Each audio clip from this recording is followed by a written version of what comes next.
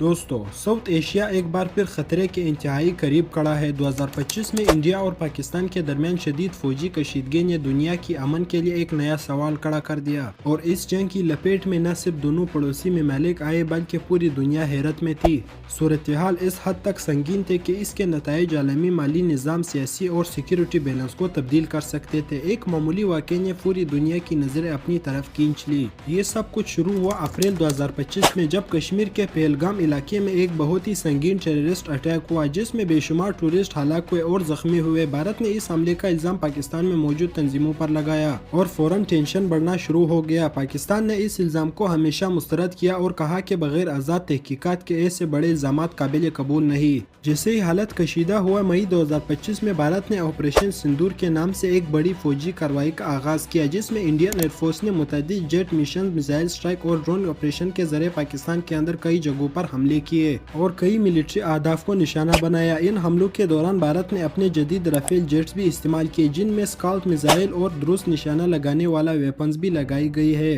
पाकिस्तान ने इस कार्रवाई को फौजी जारहियत करार दिया और सख्त जवाब देने का ऐलान किया। पाकिस्तान ने दावा किया कि इसने भारतीय जेट को फिजा से गिरा दिया। मकामी अहकाम ने कहा कि तकरीबन 6 फाइटर जेट्स को निशाना बनाया गया जिनमें 4 राफेल और एक MiG-29 और एक दूसरा जंगी तैयारा शामिल था। ताहम भारत ने इन दावों को सख्ती से मुस्तरद किया। भारत के चीफ ऑफ डिफेंस स्टाफ ने सिर्फ इतना कहा कि हाँ, कुछ नुकसानात हुई है, लेकिन पाकिस्तान के दावों वाले तादाद पे इख्तलाफ है और किसी आज़ाद ज़राए से किसी भी दावे की पूरी तस्दीक नहीं हुई, जिससे सूरत हाल मजीद मुहिम और ख़तरनाक नजर आई। इस कशीदगी में सिर्फ जेट्स का ही तबादला नहीं हुआ था बल्कि दोनों तरफ से ड्रोन, मिसाइल्स और आर्टिलरी भी इस्तेमाल हुए। भारत ने पाकिस्तान के बाज़ इलाकों पर मिसाइल स्ट्राइक किए और पाकिस्तान ने भी दिफा में काउंटर एक्शंस किए। पाकिस्तान ने अपना बॉर्डर एयर स्पेस को मुकम्मल तौर पर बंद कर दिया, जिससे ये जाहिर होता है कि टेंशन एक आम लड़ाई से बढ़कर एक मुकम्मल जंगी सूरत हाल में तब्दील हो रहे थे। इस तमाम सूरत हाल का सबसे बड़ा खतरा ये था कि ये दोनों ममालिक एटमी हथियार रखते हैं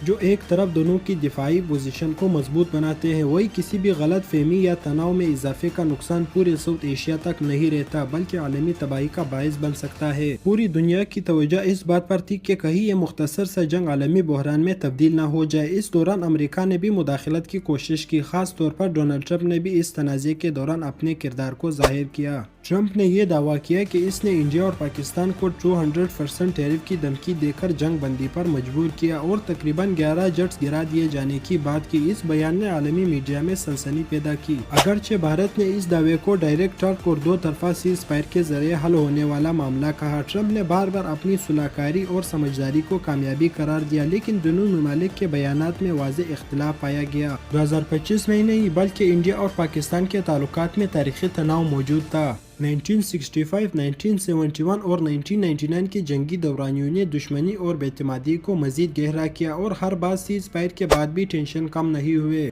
इस बार सूरत हाल इसलिए भी मुख्तलिफ थी क्योंकि दोनों ममालिक के पास modern jet, advance missile, air defence system और ड्रोन टेक्नोलॉजी मौजूद थी जिसने लड़ाई के दौरान खतरे के इम्कानात को बढ़ा दिया। मौजूदा टेंशन के दौरान भारत ने अपनी दिफाई पोजीशन मजबूत बनाने के लिए स्ट्रेटेजिक एलायंस की तलाश भी शुरू कर दी। खास तौर पर 2026 में नरेंद्र मोदी का इसराइल का दौरा इस सूरत हाल में बहुत अहम करार पाया। फरवरी 2026 में मोदी ने इसराइल का दौरा किया और वहां तकरीबन $8.6 बिलियन के हथियार खरीदे गए जिनमें जदीद हथियारों, दुरुस्त निशाना लगाने वाला अहम बैलिस्टिक और क्रूज मिसाइल समेत खास ताकतवर फौजी निजाम शामिल थे जो हाई प्रेशन, लॉन्ग रेंज कैपेबिलिटीज रखती है और भारत के स्ट्राइक कैपेबिलिटी को मजबूत बनाएंगी। इस इसराइल दौरे में ये बात भी सामने आई कि भारत सिर्फ हथियार खरीद नहीं रहा बल्कि इसकी तवज्जो अब जदीद टेक्नोलॉजी और मुल्की हथियार बनाने पर है। मिसाल के तौर पर आयरन डोम और आयरन बीम जैसी डिफेंसिव टेक्नोलॉजीज पर बातचीत हो रही है।